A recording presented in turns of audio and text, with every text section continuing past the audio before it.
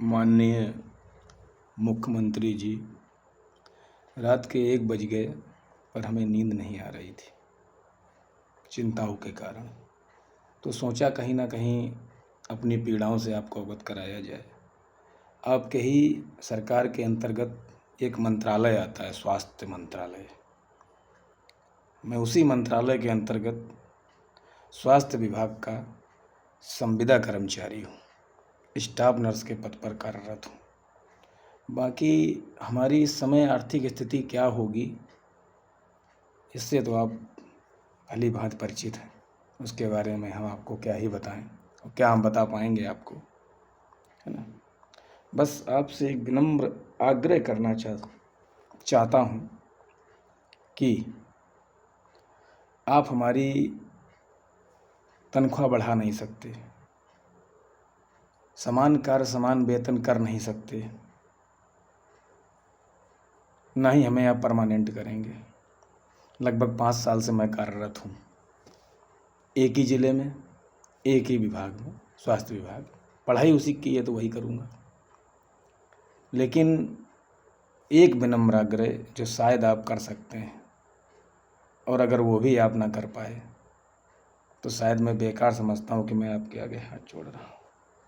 विनम्र आग्रह एक छोटा सा, ट्रांसफ़र कर दो महाराज हमारा ट्रांसफ़र, जिससे कि हम अपने परिवार के पास पहुंचकर अपने माता पिता की सेवा कर सकें।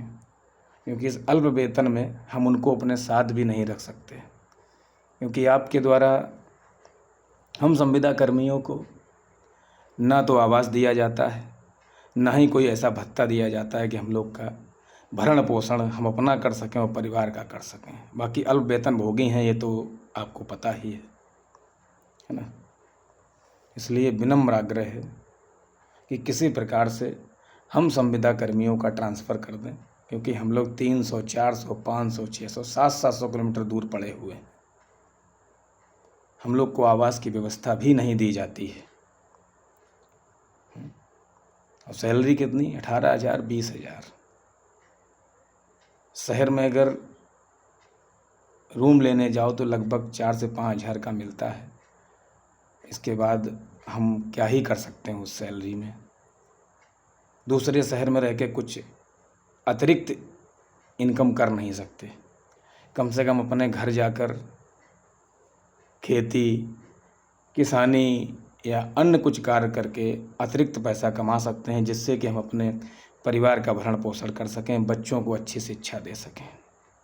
शिक्षा भी आजकल कितनी महंगी है तो आपको पता ही है, और सरकारी स्कूलों का हाल क्या है ये भी आप जानते हैं, सबसे परिचित आप तो हैं ही। इसलिए हे दीनानाथ, उत्तर प्रदेश के पालनहार माननीय मुख्यमंत्री महोदय जी, आपसे विनम्र निवेदन है, अगर हमारा वीडियो आप तक पहुँचे तो कृपया ट्रांसफ़र करने की कृपा करें, वो भी म्यूचुअल नहीं, वैकेंट सीट पर, क्योंकि म्यूचुअल तो मिल ही नहीं रहे हैं। म्यूचुअल के सहारे रहेंगे तो शायद हम जहाँ हैं वहीं मर जाएंगे, क्योंकि अल्प वेतन के कारण परिवार की सारी ज़रूरतों को हम पूरा नहीं कर पाते। मिनिमम खर्चों में रहकर अपना जीवन यापन कर रहे हैं। अगर गलती से कुछ अलग सोच लेते हैं कि ये अगले महीने हम थोड़ी सी खुशी पालें, तो हमें उसके अगले महीने सोचना पड़ जाता है। इतना प्रेशर यहाँ पड़ता है, इतना प्रेशर यहाँ पड़ता है कि रात में नींद नहीं आती। शायद उसी का कारण है कि रात के 1 बज रहे हैं और हमें नींद नहीं आ रही है ना। लेकिन आप क्या ही समझेंगे। समझना होता तो आज 5 साल बीत चुके हैं, कुछ ना कुछ तो संविदा कर्मियों के लिए कुछ ना कुछ तो आपने कर ही दिया होता। हम लोग यहाँ से बहुत प्रेशर में रहते हैं। इस प्रेशर के कारण यहाँ प्रेशर पड़ता है। किसी दिन ज़्यादा प्रेशर पड़ेगा, हार्ट अटैक से मर जाएंगे। परिवार का प्रेशर पड़ेगा, 2 मीटर रस्सी, ज़िंदगी ख़त्म, सारे प्रेशर ख़त्म। लेकिन शायद उससे आपका कुछ नहीं जाएगा, लेकिन हमारा परिवार अनाथ हो जाएगा। इसलिए इन प्रेशरों को भी झेलना पड़ता है। प्रभु की कृपा से अगर आपका विवाह हुआ होता, आपकी बेबी और 2 बच्चे होते, तो शायद आप हमारी पीड़ा समझते हैं। लेकिन आप समाज में हैं, समाज के पालनहार हैं, आप एक संत हैं, योगी हैं, तो हमारी पीड़ा को समझ सकते हैं। समझने की कोशिश करें।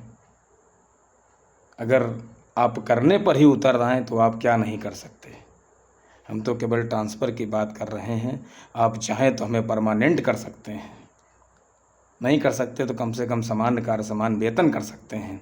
हमारा साथी कर्मचारी एक 70,000 पाता है और एक हम 20,000 पाते हैं। सोचो कितना अंतर होता है। हमारी सैलरी शायद आपके पार्टी के किसी विधायक के एक बेटे की जेब खर्च से भी कहीं कम है। चाहे आप करके देख लेना, उसके जेब खर्च से भी हमारी सैलरी कम होगी, जिससे हम लगभग 5-6 लोगों का परिवार उसी सैलरी से पालते हैं। इसलिए विनम्र निवेदन है आपसे, कुछ करो, नहीं तो किसी दिन यहाँ का प्रेशर हमें ले डूबेगा और हमारा परिवार अनाथ हो जाएगा। हे दीनानाथ, पालनहार, उत्तर प्रदेश के पालनहार,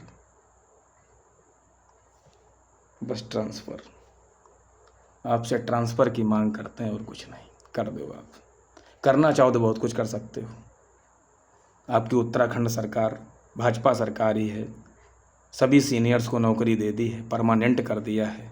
हमारे जूनियर्स परमानेंट नौकरी पर आ रहे हैं और हम लोग 16 बैच, 15 बैच, 13 बैच, पता लगा यहाँ तक कि 12-12 बैच तक के लोग ओवर एज हो चुके हैं। सोचो अपना परिवार का पालन पोषण कैसे कर रहे होंगे। और हमारे जूनियर्स नौकरी पा रहे हैं जो 2022 में पास आउट हो रहे हैं, 21 में पास आउट हो रहे हैं। इनके पास 1 महीने का एक्सपीरियंस भी नहीं है। इन्हें ये भी नहीं पता कि अगर मैरिज सीरियस हो जाए उसे मैनेज कैसे करना है। इसलिए प्रभु सोचो, इस चीज़ को समझो और कुछ करो। बस इन्हीं शब्दों के साथ हम विराम करेंगे। मेरे साथियों, अगर आपको लगता है कि हमारे वीडियो से कुछ हो सकता है और हमने अपनी